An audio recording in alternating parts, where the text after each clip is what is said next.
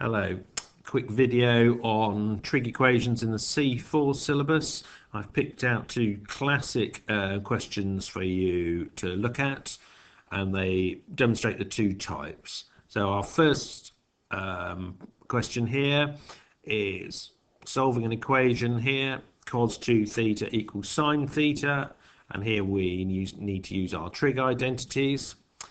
And the second type of question here is solving this type 3 cos theta plus 4 sine theta equals 2. We have to do that by converting this left hand side into the form r cos a theta minus alpha, and that's more straightforward but longer. So these are my two types of question.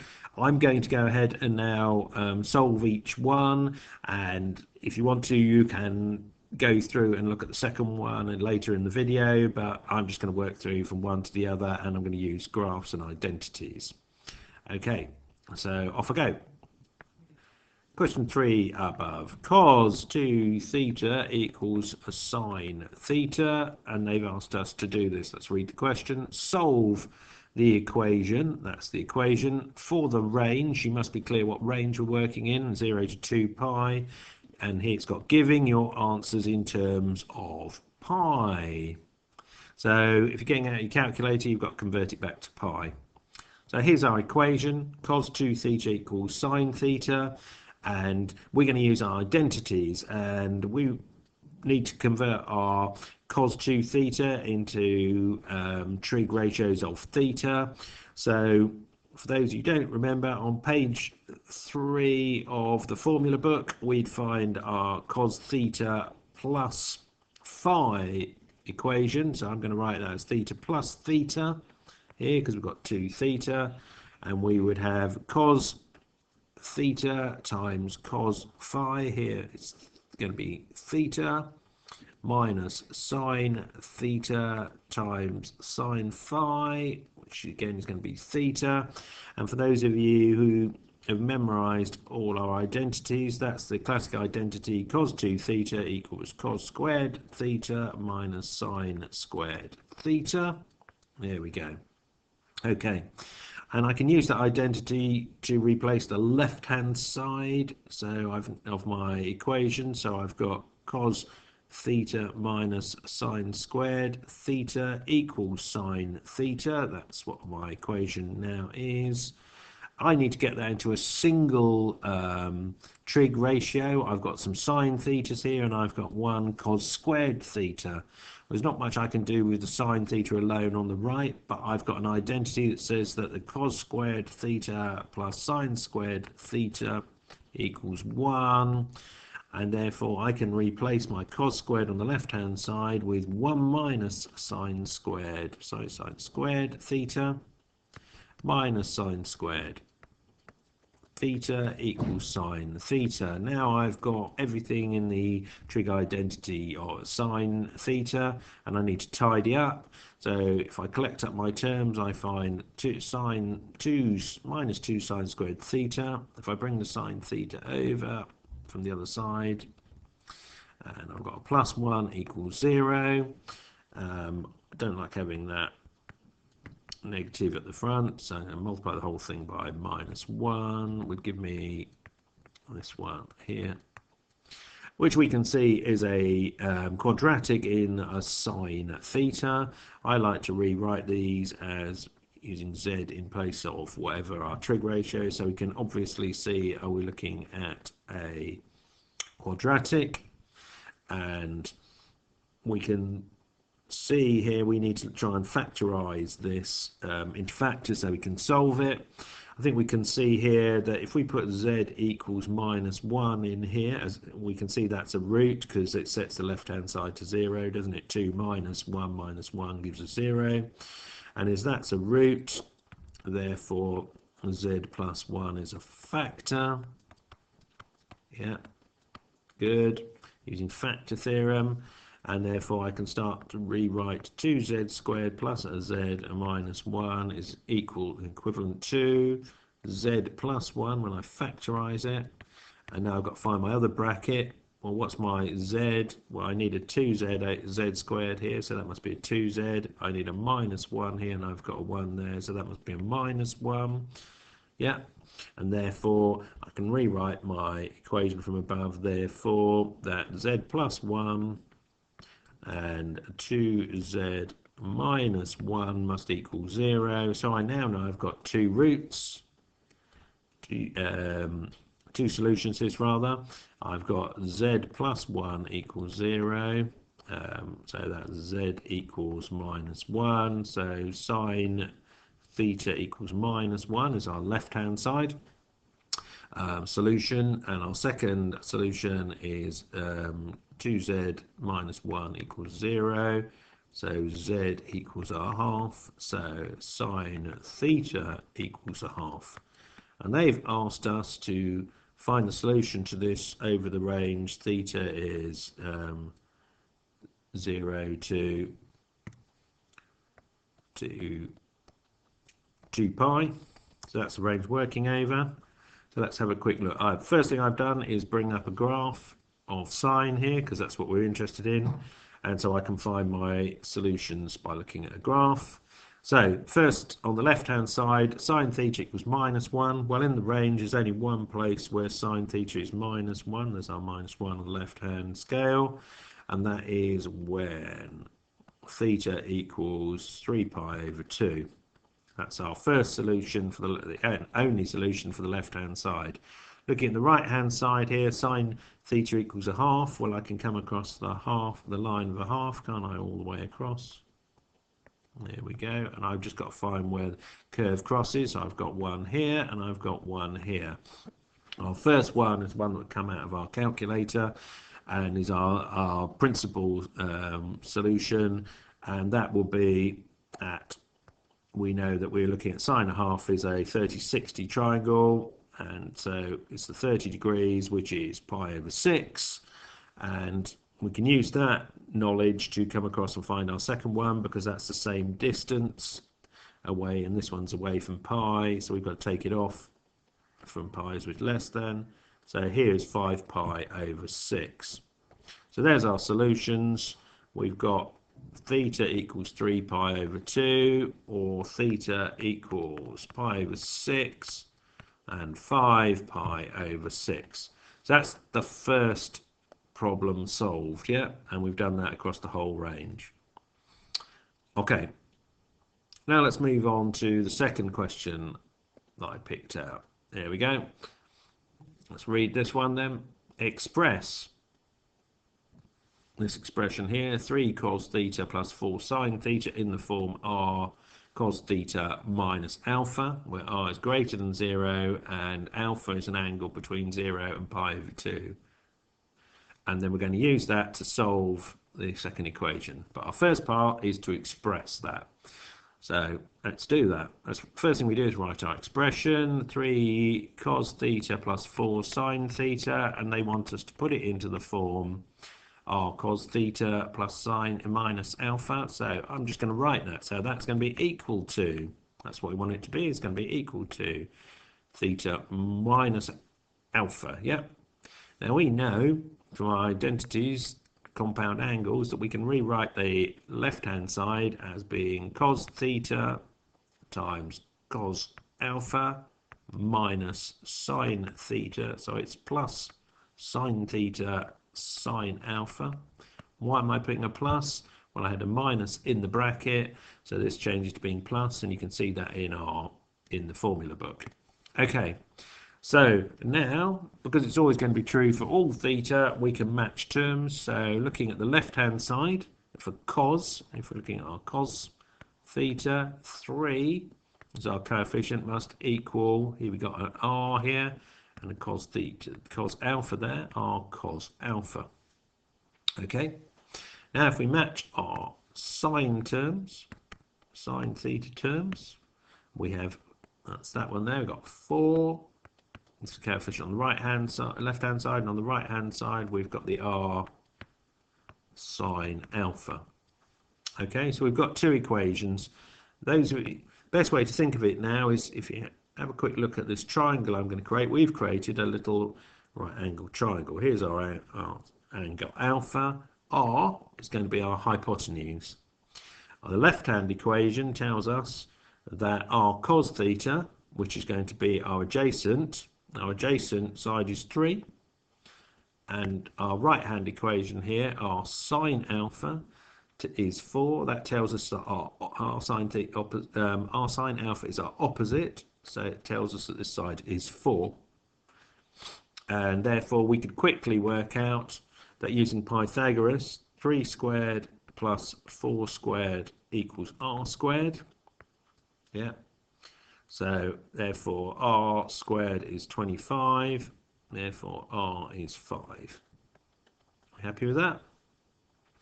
You could also think of it as we're just squaring the red and blue equations and adding them together. So 3 squared and 4 squared on the left-hand side. On the right-hand side, we've got r squared cos squared plus r squared sine squared. And we know that cos squared plus sine squared is 1. Therefore, those two added together are just going to be r squared. Okay. And now if we look at we've now found r, we now need to find alpha. And the best way to look at that is to look using our little triangle. We can see that tan alpha must equal 4 over 3.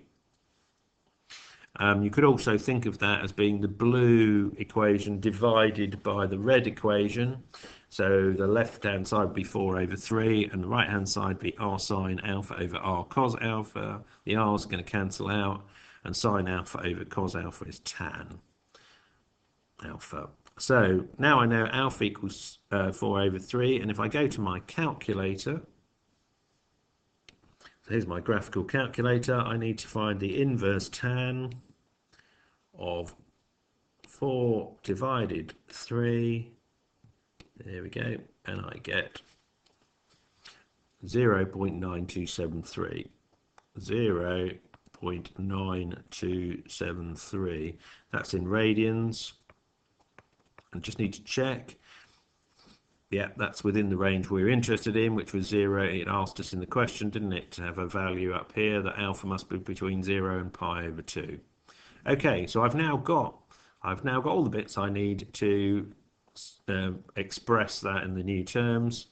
So let's just write that out. So 3 cos theta plus 4 sine theta equals, well, r equals 5 times the cos of theta minus 0.9273. Yeah, our r is positive, that's what they wanted us to use, and our alpha figure here is between 0 and pi over 2. Pi over 2 is 3.14 over 2, that's 1.5, so we're in the right range, aren't we? Okay, so that's our express, and that's the first part of these questions. Second part is to use that to solve our equation. So it then says, hence, solve the equation, here we go, over the range minus pi to plus pi. Yeah. So I know what cos theta has an identity for. This 3 cos theta 4 sine theta. It's this term on the right. So I can just rewrite that now. So if I wrote 3 cos theta plus 4 sine theta equals 2. Given my identity, implies that 5 cos theta minus 0.9273 will equal 2. Therefore, we know that cos of theta minus 0.9273 will equal 2 over 5. Yeah, there we go. So that's what we now need to solve, find the values of theta for. So what have I done? I put up my cos graph here. It asked us to try and solve this over the range theta equals minus pi to plus pi, so I've put up that sort of range. But we also have to adjust for the fact that what we're getting out of our equation is theta minus 0.9273. So at the end of the calculation, we're going to have to add 0.9273 to the values we get off our graph. And therefore, we need to look to the left-hand end of our range to see if there are any points that might come in when we add them on. So here's our graph below, and we need to find the positions, the values of theta, the values of the bracket rather, where cos is 2/5. 2/5 is 0.4, so I can just come from my 0.4 here and draw my line across. So these are all the points. So there's one here, there's one there, and if we carried on along here at 0.4, we're going to find there's another point over here, which is at minus 5.2 or something at present, but we need to watch out that one doesn't come into the range when we add our, it's going to come back up, isn't it, when we add our 0.9273. Okay, so we can quickly look at our calculator as our next step. Yeah, so using our calculator, we can find what our, excuse me, I'm going to write this in red actually, what our theta equals, theta minus 0.9273, that's what's going to be in our bracket, equals. If we go to our calculator, we need to find the inverse cos of 2/5, 2 divided 5, there we go, equals. So we've got an answer to that. So the angle in radians is 1.159. What was the last digit? 3. Yeah, here we go. That makes sense, doesn't it? Because that's that point there. There we go. But looking at our graph, we've got to look out for other points. So this one here, well, that's going to be minus 1.1593. Yeah, and we're also going to have another point over here, which we just need to check doesn't come back into the range, and that value is going to be our plus 1.93, but we've moved down by 2 pi. So if I go to my calculator, I'm going to get my 1.159, I've got that there, and I'm going to take away 2 times pi, and I'm going to get a large negative number, minus 1 point out, and I'm going to do them on my calculator quickly, 0.9273 plus our first one is 1.1593 xe. So our first solution is, I'm going to put it here so we can see it, 2.08, and I'm going to just do it to full significant figures, 7. Yeah, that's in our range, isn't it? That's below pi. Okay, our next one we're going to do is our second in the list. Well, here we've got minus 1.1593, and we're adding to it plus 0.9273 equals.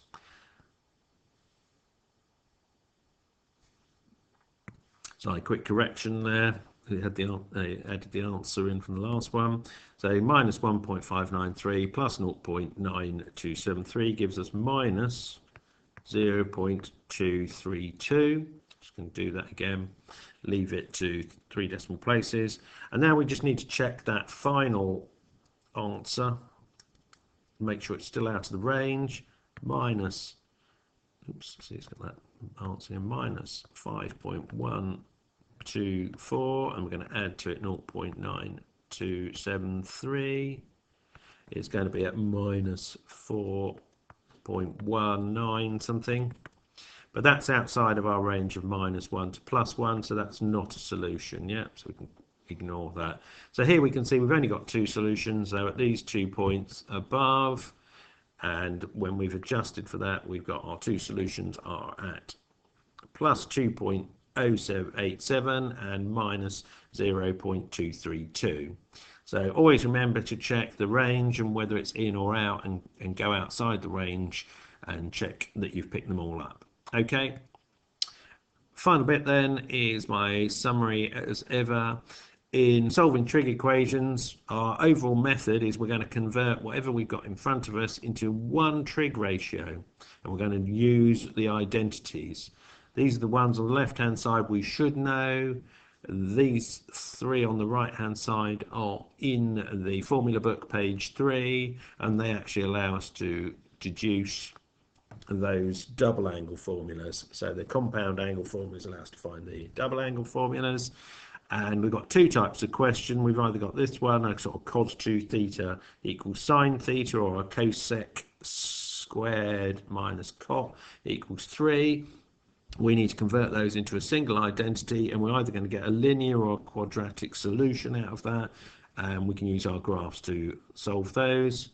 The second type of question is one of these 3 cos theta 4 sine theta. Here's another one here, root 3 sine theta minus cos theta. Well, in order to solve them, we need to convert that into r cos theta minus alpha. And we either set it equal to 2, or in this case, sometimes they ask us to find the maximum value of that by finding where our cos is going to be 1. So there we are. I hope that's of use.